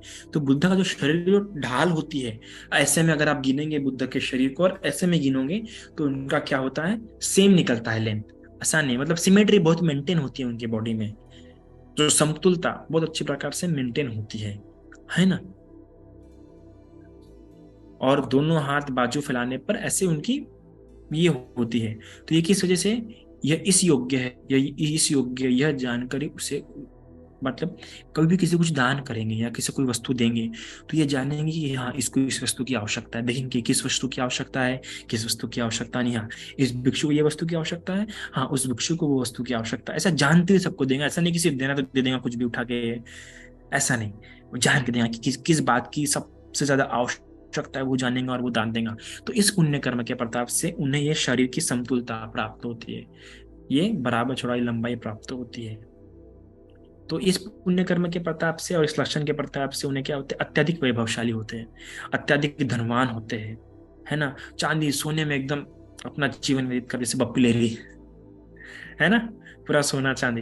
तो ये उनके पुण्य कर्मों का प्रताप होता है। और अगर बुद्ध होंगे तो श्रद्धा शील वगैरह ऐसे पूरे संपत्ति से क्या होते हैं, वो युक्त होते हैं। ठीक है, आज का दूसरा भाग है। हमने कल देखा भगवान बुद्ध के 16 लक्षण शारीरिक रूप से। मैं फिर बता दूं, यह लक्षण जरूरी नहीं सिर्फ बुद्ध में ही हो, जो चक्रवर्ती सम्राट होने वाला है उसमें भी ये लक्षण देखे जाते हैं। ठीक है, चक्रवर्ती सम्राट में भी ये 32 प्रकार के लक्षण देखे जाते हैं, और बुद्ध में भी। चक्रवर्ती सम्राट के बारे में हम किसी और सेशन में, किसी और लेक्चर में जानेंगे क्या होता है चक्रवर्ती सम्राट पाली साहित्य के अनुसार, और क्या उसमें गुण होते हैं, कैसा वो धर्माचरण करता है, कैसे वो चक्रवर्ती सम्राट होता है, ये किसी और इसमें जानेंगे। और इसमें जो जान रहे हैं हम भगवान बुद्ध के 32 लक्षण, जिसमें 16 लक्षण हमने जान लिए, अभी आगे बाकी के 16 जानते हैं। तो अभी 17वां लक्षण सिंह पूर्वार्ध काया, है ना। अर्थात छाती सहित काया, जो ऊपरी का भाग जो होता है, जो छाती वगैरह जो ऊपर का जो भाग होता है भगवान बुद्ध का या चक्रवर्ती सम्राट जो होता है इस बुद्ध शासन में, उसका सिंह समान होता है, चौड़ा होता है, ऊपर की ओर उभरा हुआ होता है। इस प्रकार आजकल के जो नौजवान हैं वो बहुत जिम जाते हैं, कसरत करे ताकि ऊपरी भाग वो उठा सके, छाती फुला सके, है ना। हम कहते हैं 56 इंच की छाती वगैरह वगैरह। तो ये जो सिद्धार्थ या जो बुद्ध या जो बुद्ध होता है या जो अपना चक्रवर्ती सम्राट होता है, उनका ये जो ऊपरी भाग फुला होता है नेचुरली, है ना, ऊपर की ओर उठा होता है। नागपुर में एक बच्चा था, छोटा सा बच्चा था, मेरे ख्याल से 1-2 साल का होगा, उसका ऊपरी भाग ऐसा फूला हुआ था और वो काफी सुंदर होता है दिखने में। तो जिस शेरा कैसा देखते हैं, ऊपरी भाग एकदम फूला होता है, जो दमदार दिखता है जिसके कारण। तो भगवान बुद्ध का भी यह जो लक्षण है इसमें और चक्रवर्ती सम्राट में लक्षण देखने के लिए आता है। तो ये तीनों लक्षण साथ में होते हैं। एक सिंह पूर्वार्ध काया, मतलब ऊपर का भाग सिंह समान, लायन समान ऊपर उठा होना। दूसरा जो होता है वो है संवर्त स्कंद। संवर्त स्कंद में दोनों कंधे समान और गोलाकार होते हैं। जो दोनों कंधे जो होते हैं, देखते ना हम, कंधे, ये कंधे समान होते हैं, गोलाकार होते हैं। और चिंतांतरस, मतलब दोनों कंधों का भाग पूरा पूरा क्या होता है, भरा होता है। यह जो भाग होता है, हम देखते हैं कि यहाँ पे हमारा, यहाँ पे ये भाग क्या होता है, अंदर दबा होता है। कई सारे लोगों में होता है ये जो हड्डी का जो भाग होता है ना, ये क्या होता है, ये जो कंधे के बाजू में जो हड्डी में जो भाग होता है ये अंदर दबा होता है। पर भगवान का कैसा होता है या चक्र सम्राट का कैसा होता है, यहाँ पे मांस अच्छा भरा होता है। तो ये किस कारण ऐसे होता है, ये उनके पूर्व जन्म के जो कर्म है वो अर्थकांक्षी होते हैं, हितकांक्षी होते हैं, मंगलकांक्षी होते हैं और धर्म के प्रति श्रद्धा से होते हैं। पुत्र बच्चों का उनका त्याग होता है, धर्म के प्रति उनका श्रद्धा भाव होता है। तो ये ऐसा उनका स्वभाव होता है। आप देखिए स्वभाव कितना प्यारा होता है, अर्थकांक्षी। मतलब वो जो भी चीज देखते हैं या जो भी सुनते हैं या जो भी कोई काम करते हैं, वो उससे हमेशा अर्थ निकालने का प्रयास करते हैं कि क्या अर्थ है इसमें, क्या इस जीवन का अर्थ क्या है ना। हितकांक्षी होते हैं, किसी के प्रति भी कोई कार्य करेंगे या उसके प्रति कुछ भाव रहेंगे तो हमेशा उसकी हित के प्रति सोचेंगे कि यह कार्य उसके हित के लिए हो, उसका बुरा नहीं होना चाहिए। मंगलकांक्षी होते हैं, मतलब उसका क्या होना चाहिए, मंगल ही होना चाहिए, बुरा नहीं होना चाहिए, लक्ष्य उसके जीवन में आना चाहिए। यह जो उसके विचार ऐसे होते हैं, देखिए, तो ऐसा आचरण होने के कारण, ऐसा मनोभाव होने के कारण ही वो धर्म के प्रति इतना झुकाव होता है उनका। उनके आचरण ऐसे होते हैं क्योंकि उनके मन, देखिए, उनके मन हमेशा अर्थकांक्षी होते हैं, हितकांक्षी होते हैं, मंगलकांक्षी होते हैं। तो जिसके मन में हमेशा इस प्रकार के विचार चल रहा होगा उसकी काया सुंदर होनी ही होनी है। इसके अलावा तो इस इन अपने पूर्व जन्म के कर्मों के प्रताप से उनको ये जो छाती जो फूली होती है, जो छाती जो उठा होता है, छाती का जो भाग, दोनों कंधों के जो भरे, मतलब अच्छा मांस भरा होता है, यह लक्षण उन्हें प्राप्त होता है। और इस लक्षण के प्रताप से उन्हें भोग्य वस्तु की कभी कमी नहीं होती है। अगर चक्रवर्ती सम्राट होते हैं तो मतलब जो वस्तु चाहिए उन्हें, जो भोगना होता है, अच्छे वस्त्र से लेकर अच्छा बड़ा राजपाट, जो भी वस्तु चाहिए होते हैं वो सब उन्हें प्राप्त होता है। और अगर यदि बुद्ध होते हैं तो श्रद्धा आदि गुण संपत्ति कभी कभी उन्हें कमी नहीं होती है। तो ये एक होता है। फिर होता है रसाग्रस गीता। यह मुझे लक्षण बहुत पसंद है बुद्ध का। इसमें क्या होता है, इसमें हमें देखने के लिए मिलता है कि जो भगवान बुद्ध का जो रस, रक्त को ऊपर की तरफ ले जाने वाली धमनियों से युक्त चिन्ह वाला शरीर होता है। अर्थात कि जो ब्लड है वो अच्छी प्रकार से ऊपर की ओर बहता है शुद्ध रूप में, है ना। और ये उनके किन किन कर्मों के कारण होते हैं, ये प्राणियों को किसी भी प्रकार कष्ट नहीं देते। उन्होंने अपने पूर्व जन्म में कभी भी किसी प्राणी को क्या नहीं दिया रहता, कष्ट नहीं दिया रहता है। हम तो भी कभी कभार ऐसी बेवजह किसी प्राणी को कष्ट दे देते हैं। हमारे मन में आ जाता है कभी किसी प्राणी को देख के ध्यान रहता है तो हम कष्ट दे देते हैं। पर बुद्ध कभी भी अपने पूर्व जन्मों में, तो सोचिए उनका स्वभाव कितना आदर्शपूर्ण होता है। मैत्री के प्रति, करुणा करुणा के संदर्भ में देखे, मैत्री के संदर्भ में देखे, तो कितने करुणामय हमें वो प्रतीत होते हैं, कितने हितकांक्षी, कितने अर्थकांक्षी हमें प्रतीत होते हैं। तो इस लक्षण जो उन्हें प्राप्त होता है, ये उसी पुण्य कर्म के कारण प्राप्त होता है, वो कि कभी किसी प्राणी को कष्ट नहीं पहुंचाते, और इसी पुण्य कर्म के प्रताप से उन्हें ये लक्षण प्राप्त होता है। और अगर चक्रवर्ती सम्राट होते हैं तो उनकी जो खाए पिए को जो पचाने की जो शक्ति है वो काफी अच्छी होती है। और अगर बुद्ध होते हैं तो आयुर्वेदिक शास्त्र, तो बुद्ध होते हैं तो उनमें भी यह देखा जाता है, क्योंकि जो पाचन शक्ति होती है वो काफी अच्छी होती है। और हमें देखने के लिए भी आता है कि जब चुंदन ने शुक्र माधव जो उन्हें खिलाया था, शुक्र माधव एक मशरूम होता है, एक तरह का मशरूम होता है, और हमें पता है कि मशरूम भी कई तरह के होते हैं, कुछ जहरीले होते हैं और कुछ अच्छे होते हैं। तो गलती से उसने जहरीले मशरूम खिला दिए थे बुद्ध को, चुंदन ने, जो आखिरी भोजन भगवान बुद्ध का साबित हुआ।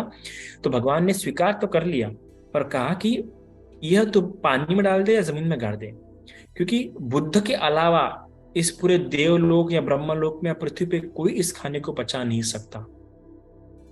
और भगवान ने उस खाने को पचाया, और उस खाने को पचाने के कारण भगवान को कई बार जो शौच है, शौच में क्या हुआ, कई बार उनका रक्त गया, रक्त के साथ गया, उन्हें काफी पीड़ा पीड़ा हुई। वो बताते अपने महापरिनिर्वाण सूक्त में कि उस भोजन के कारण कई महीने तक, कई दिनों तक क्या हुई, पीड़ा होती गई उस भोजन के कारण, पर उन्होंने भोजन को पचाया। तो ये उनका पुण्य, ये उनके कर्म थे, उनके पूर्वजन्म के जो कर्म थे, उस कर्म के प्रताप से उनको ये लक्षण प्राप्त हुआ था कि वो किसी प्रकार के भोजन को पचा सकते थे, पर कोई और पचा नहीं सकता।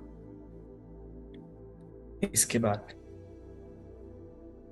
यह जो प्रश्न पूछा था एक जन ने, उपासिका ने, पता नहीं वो उपासिका इस बार है कि नहीं आज, तो यह जो लक्षण है, ये दो लक्षण साथ में आते हैं, अभिनील नेत्र, और दूसरा जो है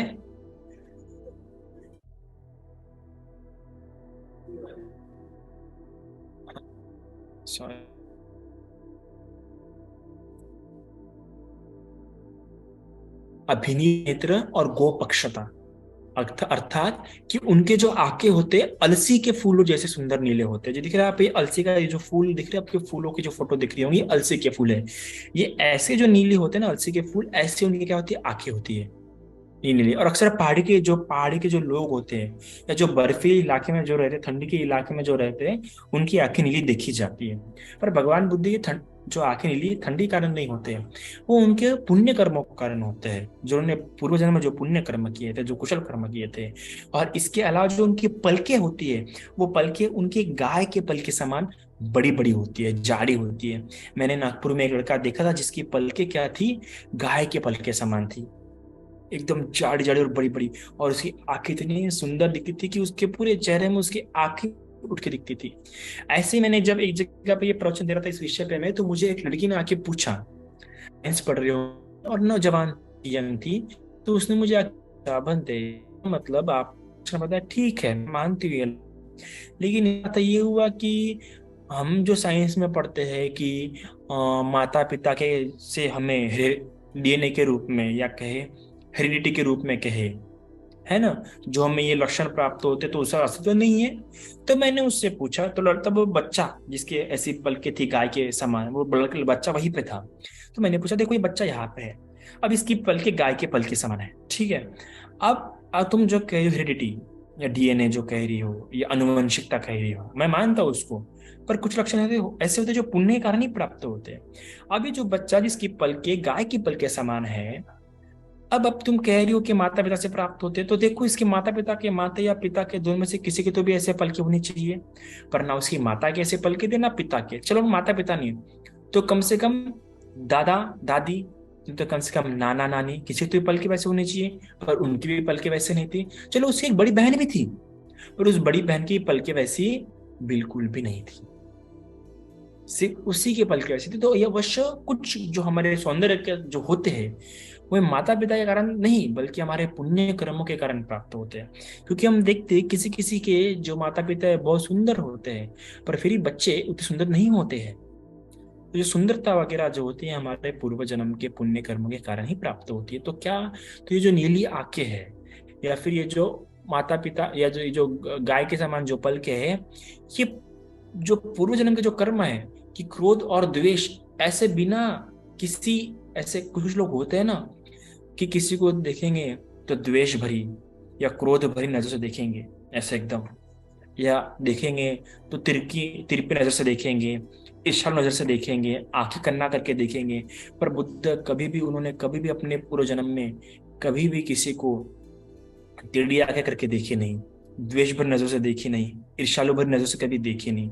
इस के प्रताप से ही उनको नीली आंखें और जो पल के है वो गाय के पल के समान प्राप्त होती है। और इस लक्षण के प्रताप से वो जनता के लिए बड़े प्रियदर्शी होते हैं। मतलब हर कोई उन्हें देखना चाहता है, हर कोई उन्हें एकदम निहारते रहना चाहता है। ऐसा इसमें भी बहुत प्यारा कहा गया है जातक कथाओं में वगैरह कि जब सिद्धार्थ गौतम ने गृह त्याग किया और गृह त्याग करके जब निकले, वो गृह त्याग करके जब निकले तो जो लोग खड़े थे वो बैठ जाते थे, जो लोग बैठे थे वो लोग खड़े हो जाते थे, जो लोग चलते थे और लोग रुक जाते थे, और जो लोग रुके थे वो चलना शुरू कर देते थे। जो दाएं ओर जा रहे थे, जो पश्चिम की ओर जा रहे थे, वो दक्षिण की ओर जाना शुरू करते, और जो दक्षिण की ओर जा रहे थे वो पश्चिम की ओर जाना शुरू करते। तो हर कोई अपनी क्रिया बदल देता था। मतलब भगवान को देखने के बाद उनको तो भूल जाते थे कि वो लोग क्या कर रहे हैं। ऐसी भगवान की सुंदरता थी। सोचिए उनकी नीली पलके, सॉरी उनकी नीली आंखें, उनकी गाय समान पलके कितने सुंदर होंगे देखने में, आप सोच सकते हैं। फिर इसके बाद उष शीर्षता, अर्थात कि जो उनका सिर का जो ऊपरी भाग होता है वह उठा होता है, यानी आप कह सकते हैं कि दो सर। तो जो उनका ऊपरी बीच का जो भाग होता है ना, ये थोड़ा सा ऊपर की ओर उठा होता है। नेपाल के कुछ लोग होते हैं, आपको देखने के लिए मिलेंगे, जो उनका ऊपरी भाग जो होता है, मैंने इधर थाने में भी देखे हैं एक दो लोग, ऐसा उनका ऊपरी भाग ऐसा उठा होता है। ठीक है, सर के ऊपरी बीचों बीच उठा हुआ एक उनका जमगढ़ ऐसा दिखता है। तो कई लोगों को लगता है कि वो बाल है उनके, नहीं, पर उनका बीच का भाग ऐसे ऊपर की ओर उठा होता है। तो किस कर्म के कारण? तो ये उनके कुशल धर्म के आचरण में अनेक लोगों से श्रेष्ठ शील, मतलब जब भी शीलों का पालन करेंगे तो बाकी लोगों से एकदम श्रेष्ठ रूप में पालन करेंगे, दान करेंगे तो बाकी लोगों से श्रेष्ठ रूप में दान करेंगे, माता पिता की सेवा करेंगे, शमन ब्राह्मणों की सेवा करेंगे तो बाकी लोगों से श्रेष्ठ, मतलब अच्छे से अच्छे किस रूप में मैं कर सकता हूँ, हमेशा इस पर ध्यान देते थे। तो इसी कर्म के प्रताप से उनका ऊपरी भाग जो सर का है वो उठा होता था। तो इस लक्षण के प्रताप से अगर वो चक्रवर्ती सम्राट होगा तो आज्ञाकारी जनता प्राप्त होंगे, और अगर बुद्ध होगा तो श्रेष्ठ अनुयायी क्या होंगे? प्राप्त होंगे। तो इस पुण्य कर्म के प्रताप से, तो अगर आप लोग भी चाहते हैं कि आपको अच्छे आज्ञाकारी आज्ञाकारी बच्चे प्राप्त हो, आज्ञाकारी परिवार प्राप्त हो, या आज्ञाकारी शिष्य प्राप्त हो, तो ऐसा आचरण कीजिए जो बाकी लोगों से श्रेष्ठ हो, शीलों में, दान में, माता पिता की सेवा में। इसके बाद 24 और 25, यह भी मुझे लक्षण बहुत पसंद है। एक एक लोमता और ऊर्ण ब्रह्म कलरता। ठीक है, तो उनके जो बाल होते हैं, ऐसा नहीं 2 मोहे बाल 3 मोहे बाल ऐड आती है ना, वैसे उनके बाल नहीं होते। एक में, एक जड़ में एक ही बाल होता है उनका, ऐसा नहीं कि एक इसमें 2-3 बाल होंगे, ऐसा दिख रहा है यहाँ पे, ये ऐसे बाल नहीं होते। उनके बाल कैसे होते हैं?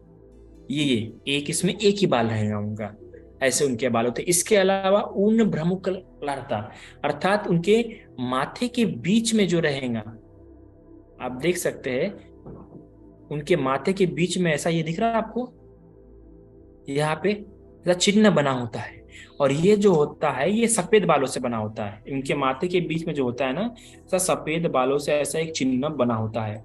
दूर से देखने पे लगता है किसी ने सफेद रुई रखा हो, लेकिन ये ऐसा एक चिन्ह होता है। और इसी चिन्ह को देख के कौंडिन्य ने कहा था कि नहीं, ये क्या होगा? चक्रवर्ती सम्राट ही नहीं होगा ये, बल्कि क्या होगा? बुद्ध होगा। अगर ये क्लॉकवाइज होगा तो बुद्ध होगा, एंटी क्लॉकवाइज होगा तो चक्रवर्ती सम्राट होगा। यह लक्षण पता था किसको? कौंडिन्य को। इसलिए उसने सिर्फ माथे के बाल हटा के देखे इस चिन्ह को कि ये कैसा है, क्लॉकवाइज है या एंटी क्लॉकवाइज है। उसके हिसाब से उसने कहा कि नहीं, ये चक्रवर्ती सम्राट नहीं होगा, ये बुद्ध ही होगा। तो ये किस कारण में प्राप्त होता है?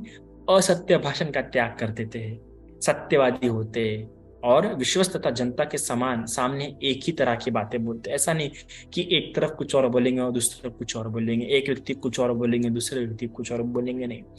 असत्य भाषण कभी नहीं करेंगे, उसका त्याग देंगे, हमें जो बोलेंगे सत्य ही बोलेंगे और विश्वसनीय बातें करेंगे।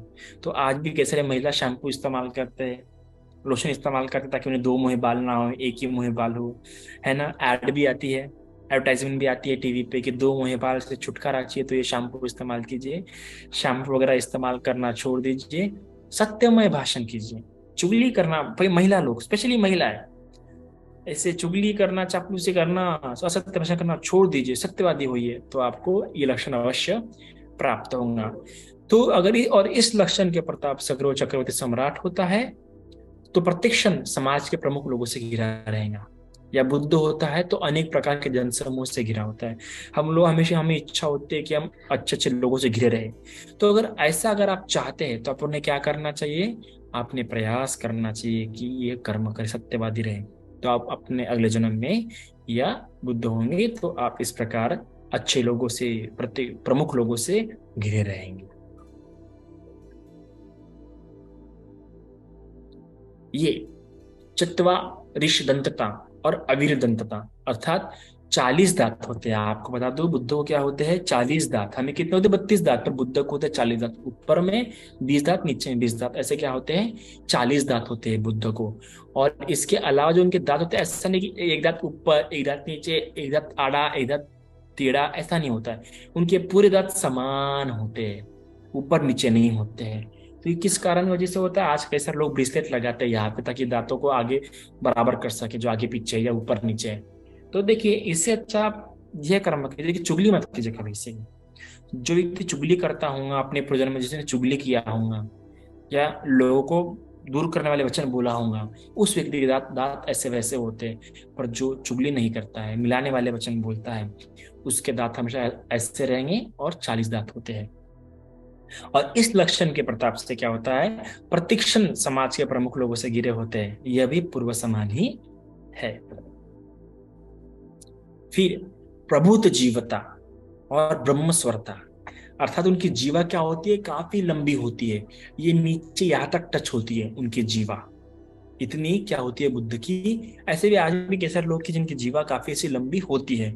और इसके अलावा उनका जो स्वर होता है वो काफी क्या होता है, बड़ा होता है। और कोयल, है ना, कोयल पक्षी कैसा होता है, गर्विक पक्षी, उस समान उनकी क्या होती है, आवाज होती है ना। और ऐसे उनकी आवाज होती है कि जो सबसे आखिरी में बैठा है उसको भी पूरी स्पष्ट सुनाई आती है, ना ज्यादा जम की होती ना ज्यादा धीमी होती है। तो किस कारण से होती है, तो जो कठोर वचन है उससे वो कभी भी कठोर वचन नहीं बोलते, हमेशा ऐसे वचन बोलेंगे। अपने पूर्वजन्म में उन्होंने ऐसे वचन बोले होते हैं कि लोगों को प्रिय लगे, लोगों को और सुनने की इच्छा हो।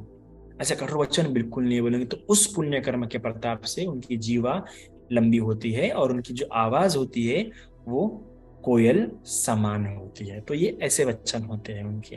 तो आप भी चाहते अगर आपकी आवाज सुरीली हो तो इस प्रकार से कभी किसी को कठोर वचन में ना बात कीजिए, नम्र वचन में बात कीजिए, कर्ण प्रिय, जो उनको अच्छा लगे, ऐसा है ना। तो इस कर्म के प्रताप से, इस लक्षण के प्रताप से अगर चक्रवर्ती राजा होते हैं या बुद्ध होते हैं तो अनुकूल वक्ता होते हैं। ऐसे वक्ता होते हैं कि लोग उनको और सुनने की इच्छा रखते हैं, हो सकता है कि और सुनना चाहिए, ऐसे वो क्या होते हैं, वक्ता होते हैं। जैसे कि आज हम देखते हैं कई सारे वक्ता है, पॉलिटिशियन, जिनको और सुनने सुनने की इच्छा होती है, तो ये वो उसी का है। पर क्या होता है आजकल के सारे पॉलिटिशियंस लोग जो अच्छा बोलते हैं, अब उनको पूर्वजन्म के कर्मों का फल है कि उन लोगों को उनको सुनने की इच्छा होती है। पर देखिए अभी उनको इतना अहंकार आता है किसी के बारे में कुछ भी कठोर बोल देंगे। आज देखिए पॉलिटिक्स में, आज न्यूज चैनल पे देखिए कितना कठोर कठोर बोलते हैं एक दूसरे के प्रति। तो देखिए इस जन्म में वो गलत काम कर रहे हैं, तो अगले जन्म में क्या हो जाएगा, उनको कोई सुनने की दिलचस्पी रखेगा, कितना भी ज्ञान उनके पास क्यों ना हो। इसलिए ऐसा वचन बिल्कुल ना बोलिए। फिर सिंह हनुता, अर्थात उनकी सिंह जैसी क्या होती है, सुंदर चौड़ी एड़ी होती है। जो सामने का जो भाग होता है ना, वो सिंह समान आगे की ओर ऐसा होता है। तो क्योंकि इस कर्म के प्रताप से तो निरर्थक बातें नहीं करते हैं, अभी तो समय समय पे यथार्थ बातें करेंगे, सार्थक बातें करेंगे, धर्मवादी बातें करेंगे। इस कर्म के प्रताप से उनको ये लक्षण प्राप्त होता है। और चक्रवर्ती सम्राट हुए या बुद्ध हुए तो क्या होगा, शत्रुओं से अजय रहेंगे। कोई शत्रु ने कभी हरा नहीं पाएगा इस लक्षण के प्रताप से। तो निरर्थक बातें नहीं करना चाहिए।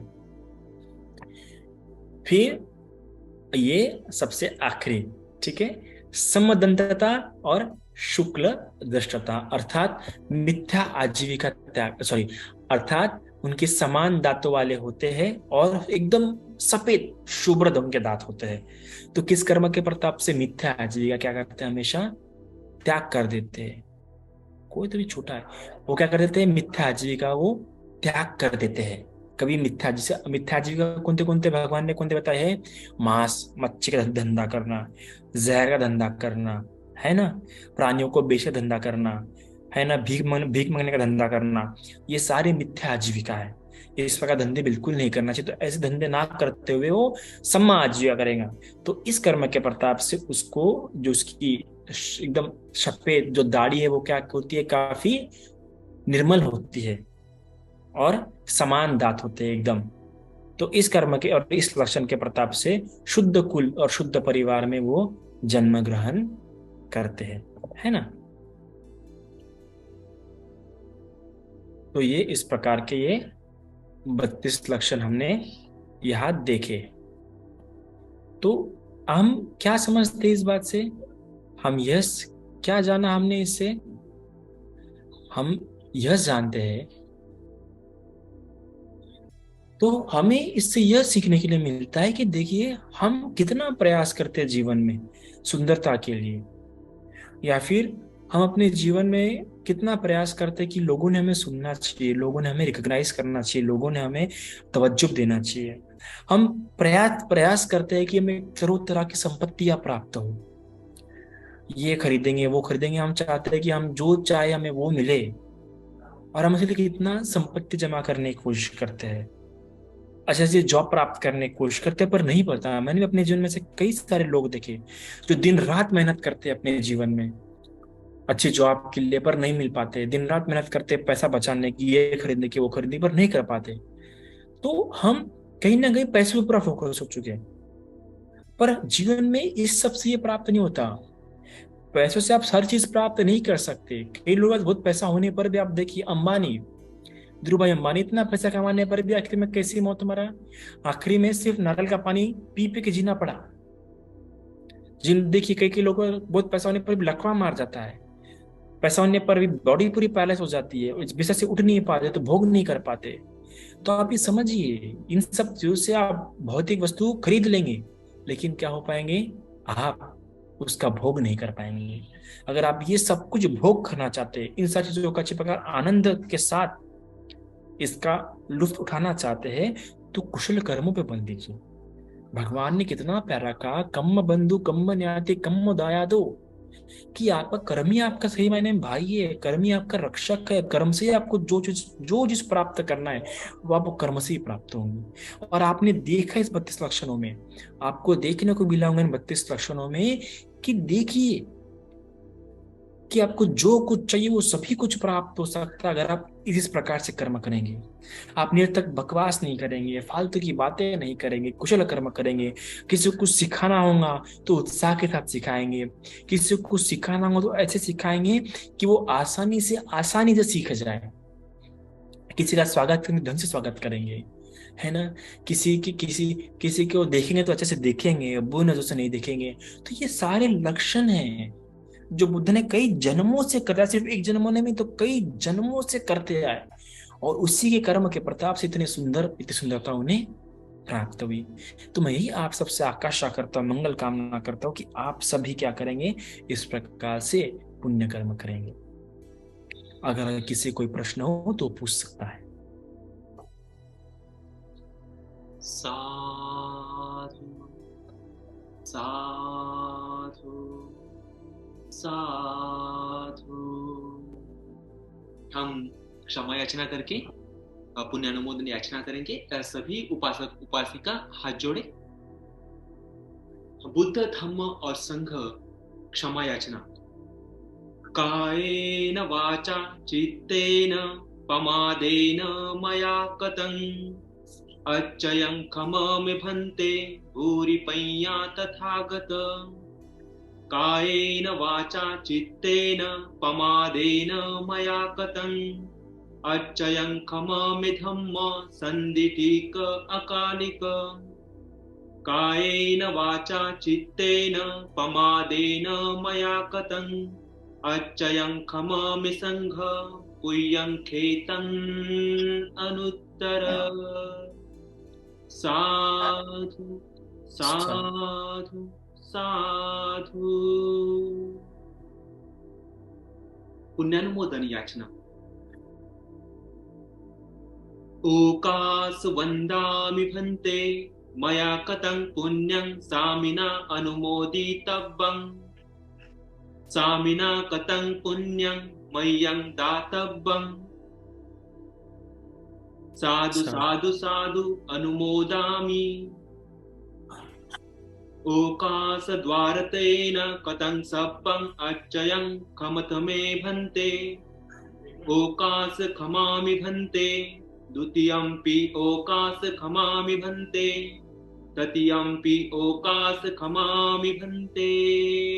खमतु खमामि अभिवादनशीलस्य नित्यं मिथ्यापचायिनो चत्वारो धर्मा नश्यन्ति आयु वन्नो सुखं बलन्ति। साधु साधु साधु साधु साधु। मैंने किताब का नाम इंग्लिश में यहाँ पे लिख दिया है कमेंट बॉक्स में, हरमन है सिद्धार्थ, आप वहाँ पे देख सकते हैं। बाकी और किसी को कोई प्रश्न होंगे तो आप मुझसे व्हाट्सएप पे प्रश्न पूछ सकते हैं। ठीक है।